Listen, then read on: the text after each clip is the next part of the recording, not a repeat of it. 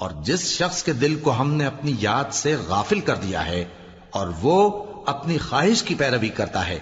اور اس کا کام حد سے بڑھ گیا ہے، اس کا کہا نہ ماننا، اور کہہ دو کہ لوگوں یہ قرآن تمہارے پروردگار کی طرف سے برحق ہے، تو جو چاہے ایمان لائے اور جو چاہے کافر رہے۔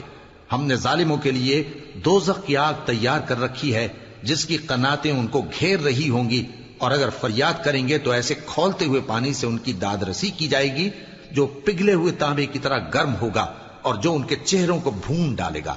ان کے پینے کا پانی بھی برا اور آرام گاہ بھی بری۔ اور جو ایمان لائے اور کام بھی نیک کرتے رہے تو ہم نیک کام کرنے والوں کا اجر ضائع نہیں کرتے۔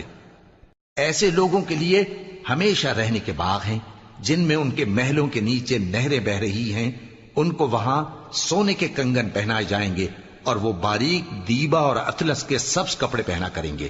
اور تختوں پر تکیے لگا